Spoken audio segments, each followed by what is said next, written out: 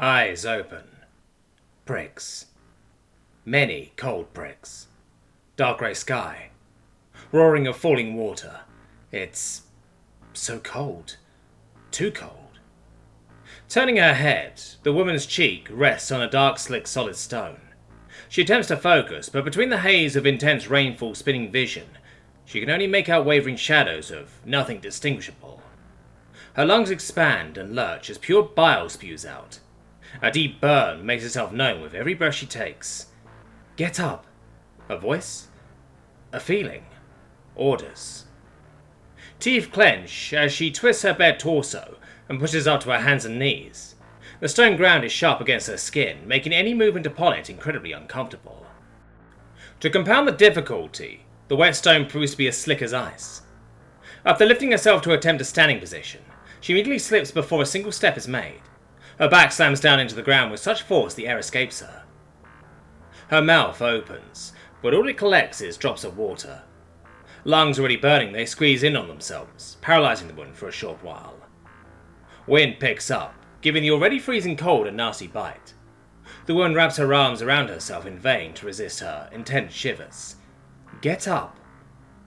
The command feels as though it's further away in an unknown direction, leaving her behind. Before her breath can return to her, the woman maneuvers herself back up on her hands and knees and starts to crawl. Feeling the flanking attack of sharp chill, her insides twisted with burning and skin cutting slick stone, she winces in hellish pain. Tears and snot joins the drenching rain. She can't see ahead. Rather, her sight slurs towards the ground, watching as crimson begins leaking from her hands and dribbling down her arms from her back. So much hurt. So much pain. She just needs to go and not stop until she is out of this hell. Somewhere at least warmer. Soon she can't see anything but blurs of dark stone and red hands. Her pace is painful, but fast. Just as air begins to find its way back into the woman's chest, her committed hand catches open air. Unable to adjust her fierce momentum, she falls along with it. Tumbling down what feels like glass gravel, she nearly blacks out before coming to a stop. Struggling to maintain her consciousness, she opens her eyes to see Pitts staring right back at her. The skull rested inches from her face, speaking to her for reasons the woman can't comprehend. It tells her to stop, to rest here with it. She won't be alone. The pain will stop soon, when the cold numbing sets in. It's okay to stop. Just stop. Grunting, she turns away from it to see green. Muted green, but green. Get up. Stifling guttural cries of agony, the woman forces herself up from the flesh-slicing ground and steps out into some of the green. Plants. With every step, there's less and less stone and more cushioning flora. Continuing on, she is eventually spared at least one trial. However, her vision is still unfocused, and there's no clear direction to go but forward. After nearly running directly into trees, she swears she sees blurs jump from behind them to another. But over the torrential downpour, she can't hear them. Their presence concerns her greatly, but in her delirious state, all she can do is shout at them as she staggers along blindly. Something shoves her from behind, but when she defensively casts an arm back, it catches nothing but falling droplets. Another push hits her from the same direction, making her realize it's just an especially harsh gust of wind. In fact, now that she is completely stopped, she can see the blurs were nothing more than thrashing branches. No one is here but her, which simultaneously relieves and terrifies her. She's truly alone. As that fact settles in, the woman presses on.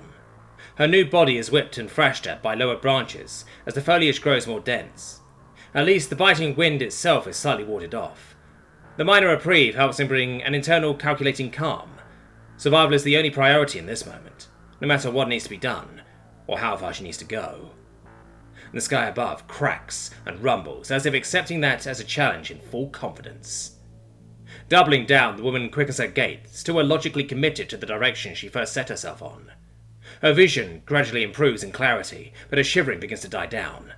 She can't recall why that's bad, but she knows that's really bad. She starts to run to hopefully warm herself up a bit, while covering ground faster.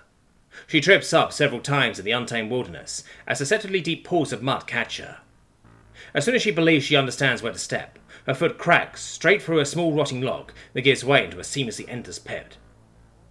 The woman's entire exhausted body slaps and sinks into the mud like the planet itself consumed her. Her raw bare feet thrash, catching what she hopes are tree roots, thrusting herself up into a standing position. Right as her caked head breaks back into open air, the root squirms and snatches her ankle. As she lifts her free leg to kick, she is dragged back down into the clay gumbo. There's initially flaming ripples in the surface of the pool, but after several minutes pass, other than the peppering rain, it grows still, until her figure explodes out by the edge of the pool, gasping and coughing violently. She staggers up and out, dragging a writhing creature half her size out. The black mass of smooth, glimmering skin squeals like a swine as its prey's superior strength tears it away from its lair. Its barbed tentacles slash and squirm, fruitlessly attempting to break itself free. Mustering the strength her adrenaline loans, the woman thunderously roars out as she swings the animal into the closest tree. After a gruesome cracking, the creature squeaks out in its last throes of life. Then the woman repeats the action once more with even greater effort, snuffing out the attacker completely. Falling on her knees, the victor clutches the side of her ribcage. The exertion added with holding her breath for so long causes one of her lungs to reignite worse than ever. She has to wait for the pain to subside a bit before she can bear to move. Even then, her hopes of resuming to run are dashed. She makes slow, miserable steps, fighting back sobs as her confused mind is unable to formulate long-term cohesive thoughts regarding the situation she's in, as if something keeps swatting them away from her. Practically limping onwards, the coating of soaked soil slurry starts to wash down her numb body. With her strength sapped, and her will soon to follow, she breaks out of a tree line to see a cave. A wonderful, beautiful crevice of shelter that lies just beyond a flooding, raging river. The woman falls back on her ass, defeated. Curling up into her knees, the last of the driving motivation to press on is utterly extinguished. She was doomed to die here, whether it be from the cold, animals, or drowning in torrents mere meters away from possible salvation. She sits there for a long time, emptying out her thought and reason in preparation for the inevitable. Then a jingle of metallic plated boots steps in front of her, the owner looming over the woman with unknown intent. "Tired, kiddo?" The richly warm voice asks, the soft tone somehow beating the rain and rapids. It's so familiar, but the woman can't place it. The woman involuntarily nods, keeping her sight locked onto the boots. "Alright, I hear you. But how about just one more lap? Push yourself just a little bit further." The woman shakes her head. It's too much. She simply didn't have anything left in her to push. "Alright. There's no shame in stopping now. You did pretty good today, kiddo. Proud of you." The woman is unsure, but she believes she can feel a warmth press into the top of her lowered head. She opens her mouth, but no words are formed outside of whine. For reasons unclear to her, she wanted to apologize to this individual rather than ask for help. You get to choose when you are ready to stop. And I'm going to tell you right now, sometimes all it takes is one last push to accomplish the impossible. I just want you to practice making that push, so that you'll be ready for when it really matters. It saved my butt more than once, I tell you. You sure you're done? The woman looks up, but she sees no one there. Just the cave ahead behind the final obstacle. One more push away. Nearly faltering right away, she manages to stand upright one last time. She can't feel the smooth pebbles and stones under her feet. In fact, she can hardly feel much of anything. She wanders downstream, finding the most narrow section of river within a questionably reasonable amount of time. Then she ventures into the tree line, sorting through the brush until she snags a thick stick that's as tall as her eye line. Like an armed zombie, she sways back to the water. Death is upon her, she knows. Might as well go out trying. Using the stick as a third supportive leg, the woman commits and starts to cross diagonally with the current. Long past the point of even trying to fully resist it, she finds herself depending on the stick not breaking under the stress. The poor thing bears her large frame more than her own two trembling legs. Not even halfway, the water reaches her gut, and the force trying to sweep her away feels as though it's constantly on the brink of winning. She knows that if she stops her efforts for even a fraction of a second, her demise is all but assured. And despite everything screaming within her to relax and give in, she eventually finds herself crossing the center point and nearing the other side. The woman doesn't remember much past that. She can't clearly recall falling as she dragged herself out of the water. She only has the faintest of hazy images of stumbling back upstream. But soon the mouth of the cave is in front of her, and without pause she clambers in, still using the stick for support. Within is pitch darkness, but the chilling wind is no more, and the only moisture is that which clings to her body. She continues, deeper and deeper, until her legs stop working. The last thought she has is that if any monstrous creature calls this cave home, at the very least she beat death outside, and her reward of a dry floor to die on is well worth it. Awaking, the woman groans as her wounds pulse in pain. Her hands, knees and feet are all throbbing from her previous adventure. Still cut up to all hell, she lies there, unable to do much about it. Not knowing for how long her rewarded rest has been, her entire body still felt sorely drained. She decides to not move and tries for further sleep. Actually managing to drift in and out of consciousness for some time, the woman's brain eventually remains awake despite her efforts. Giving up and escaping into dreams, she sees to sit up. Daylight leaks in just enough to make out the walls of the cave, and the figures painted on them. The woman narrows her eyes, making out rough depictions of great beasts and smaller animals. Some are mere outlines, while others are solid silhouettes. Her eyes follow the path of paintings until they land on a bulbous section of wall. It is covered in hundreds of white and black handprints. None overlap, yet are clustered so close together it takes a moment to make them out. Driven by curiosity and hope that she isn't alone, the woman scoots herself over to the handprint wall. Lifting a sore hand up, she touches the coarse surface over the closest print. Then, as a primal ingrained behaviour, she presses her entire hand over it. "You've done well, child of terror." A low, crackling voice speaks from behind her. She rapidly turns to see a man sitting cross-legged in the dead centre of the cave, right next to the spot where she woke up. The man stares her down with bold, green eyes, his long black hair adorning trinkets of bones and feathers, while on his forehead is a distinct trapezoidal black marking. He is clad in furs and leather that looked masterfully crafted, but crafted by hand nonetheless. The woman opens her mouth to speak, but as the grunts and short howls escape her lips, she realizes she is physically unable to formulate the words she intends. She can understand the words and meanings within her mind, but how they sound and how they are spelt is completely lost to her. The man nods, expecting such a condition. "Your raw soul has proven to be indomitable. A good start. However, it is merely a start. You have proven to hold the spirit to be one of our best, but to realize your potential, you must be broken down and reborn, as we all were. Our mother is dead, but we are still her offspring, her legacy, her very nature incarnate." The man raises a hand to clench into a fist, his expression steeled and cold.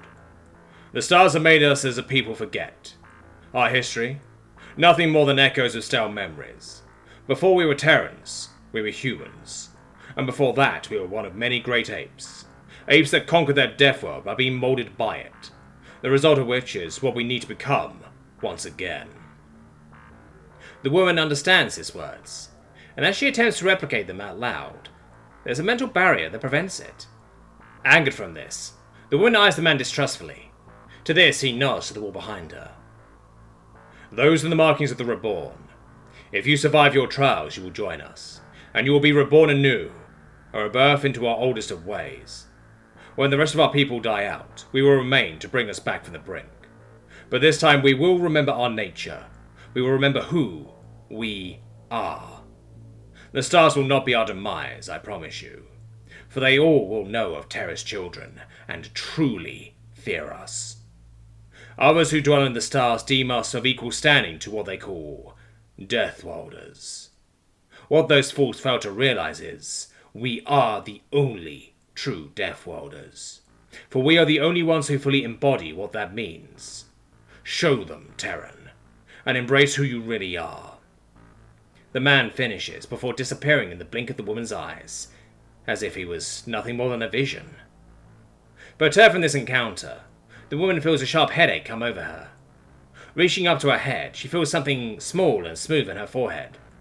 Thinking it to be a mud-stuck piece of stone, she attempts to peel it off, but it remains firm.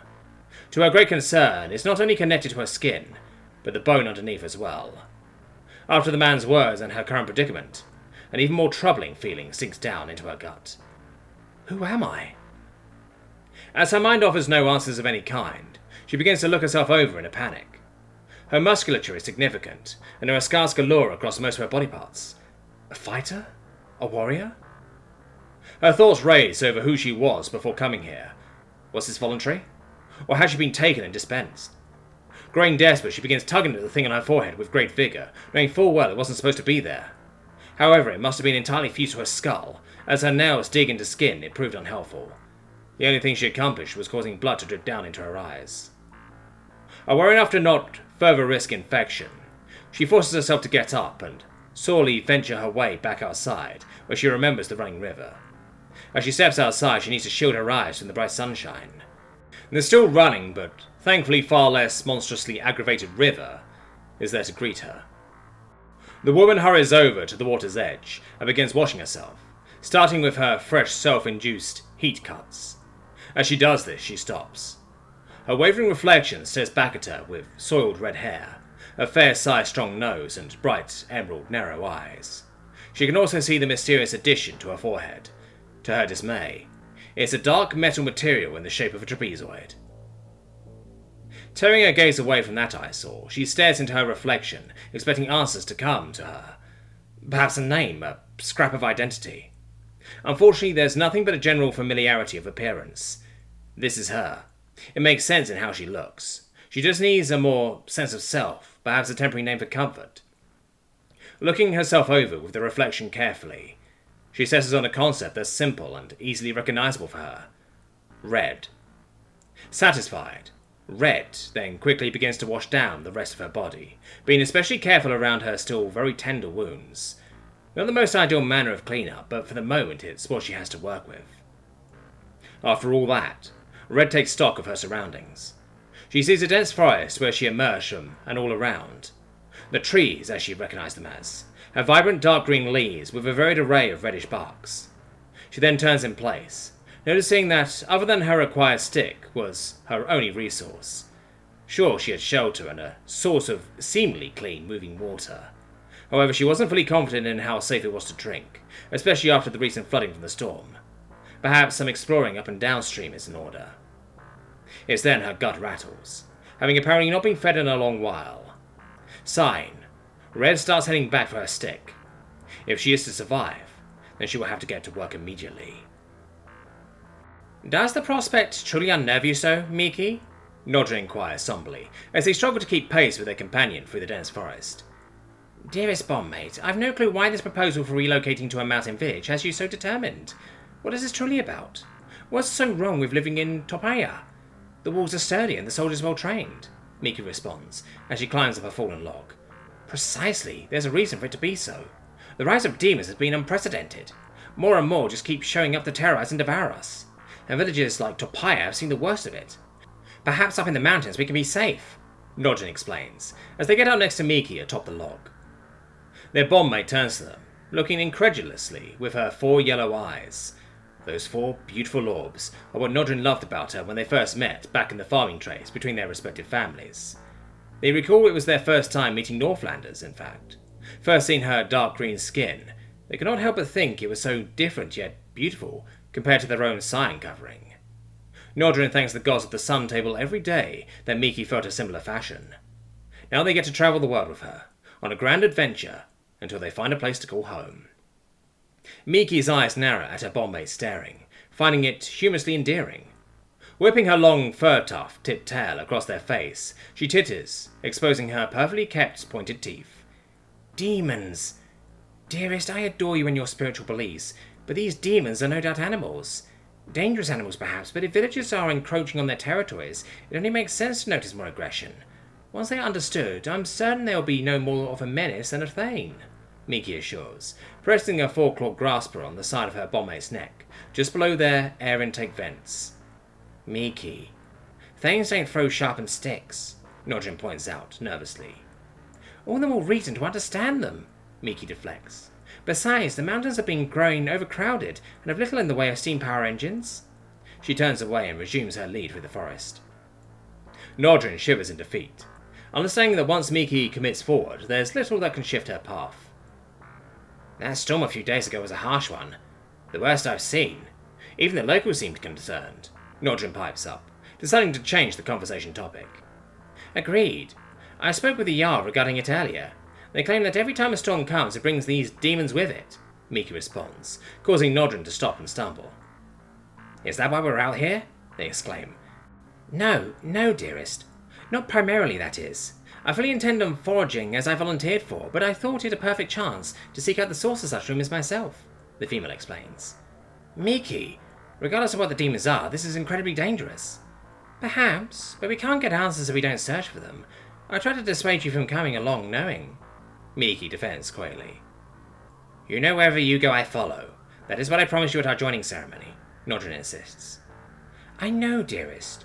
But I doubt that a ceremonial oath was meant to be taken literally. You don't have to have a claw to my tail at all times, Meeky counters with a hint of warning. Nodrin chittered glumly. I understand. But what if some peril was to befall you out here? In this case, it is important that I'm here, is it not? They say, fighting off the bit of shame in their voice. You are a good bondmate, Nodrin. I never lack sense. Of course I'm thankful for you being here. I just wish you would prioritize your own self at times. Fine. Then I'll sleep at an earlier time instead of preparing your favorite supper and singing your favorite song before bed, Nodrin teases. Meeky spins around in a flash, but before she can argue, she catches herself. You do what you must, she forces out, before marching on in a pout. Nodrin cackles as they hurriedly come up from behind their bondmate. For someone so headstrong, you're an easy shot to crack at times. Worry not, I wouldn't dare skip our evening ritual, they reassure Meeky softly. But perhaps I will sleep in when the sun rises, leaving you to make the market run. That's agreeable, Meeky concedes, as Nodrin sets their jaw on her shoulder. Good. Be sure to get a bushel of chanda while you're out tomorrow. Fine.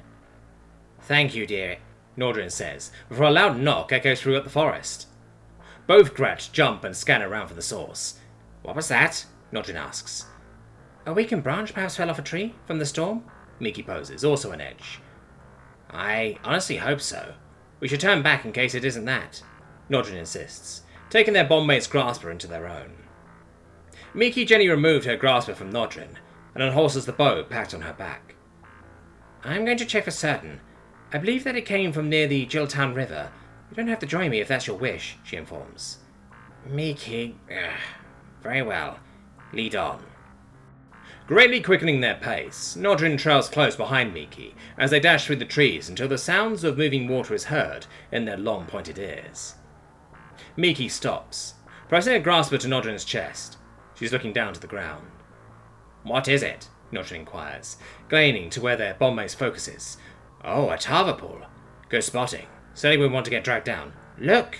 Meeky interrupts, pointing a claw to a nearby tree. The two lock on to a purple blood-stained trunk. Much of it appears to have run down to the ground in a somewhat diluted patch. That looks like tava blood, but it takes a team of 3 at least to fish one out. Was there a hunting party out recently? Nodrin says, confused.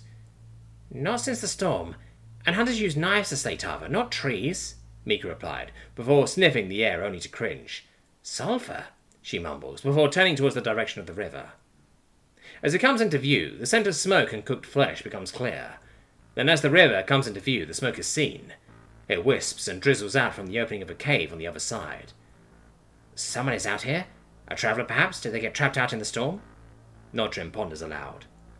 It appears so. Something's not quite right, however. I'm going in for a closer look, Meeky says, as she starts to move forward. Nodrin grabs her shoulder to stop her progress. What if it's brigands or outlaws? Or demons? Nodrin warns in great concern. Don't be silly, Nodrin. I very much doubt animals can cook with fire, and if there's outlaws, then the village ought to know, but I should confirm it before causing a scene. If I do get caught, and it looks bad, then I'll need you to go back for help. Then don't get caught. I cherish you, Meeky, Nodrin says. And I adore you, Nodrin. Keep a lookout, Meeky replies softly, before making her way to the water. She swims quickly to the other side with little effort, and nimbly maneuvers her way to the side of the cave. Peeking in, she sees a healthy fire crackling with a smoking tava above it. It's skewered to a stick to keep it up off the ground. Perhaps someone is here, but not seeing anyone within her analytical sight, catches a pattern on one of the cave walls. Not able to make it out clearly, she makes her way inside quietly. Her well-travelled boots making only the slightest of padded sounds, she creeps up to the fire.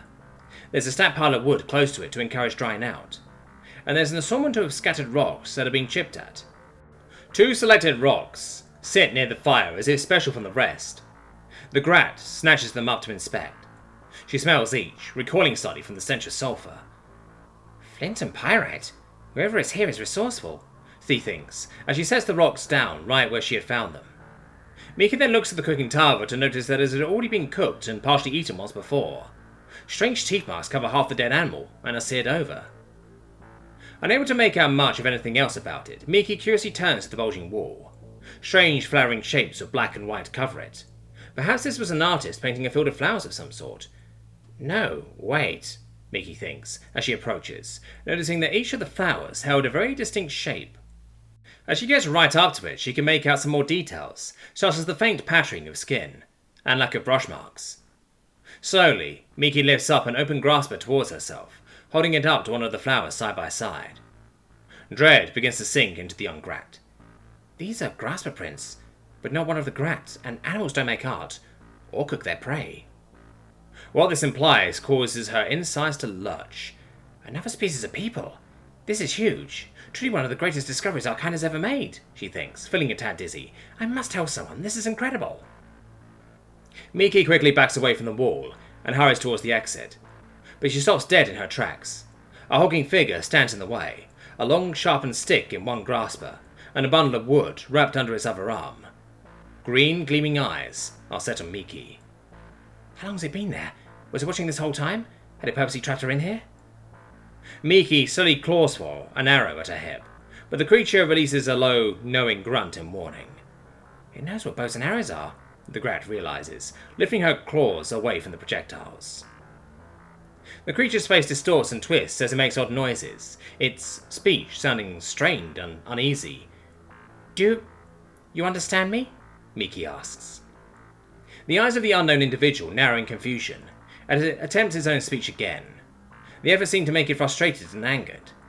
Meek raises her grasper up defensively and takes a hesitant step towards it. There's no need to fight. I'm sorry I intruded on your home. So very sorry. I will leave. Leave you alone if you let me pass. Would that be all right? Meek says in her soothest tone, making a pointing gesture to herself and out past the creature. Still not understanding the spoken words, its grasper clenches the stick. However, there is recognition in the Grat's gesturing. That's something at least.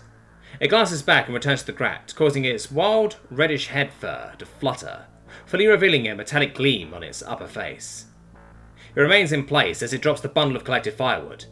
Meek jumps back, claws on her arrows once more. The creature smacks an open grasp on its chest and chokes out warbling grunts. Face tightening in anger, it begins hitting its own face with a fist and stomps one of its legs. Taking the gamble, Meek dashes forward and around the creature's violent fit.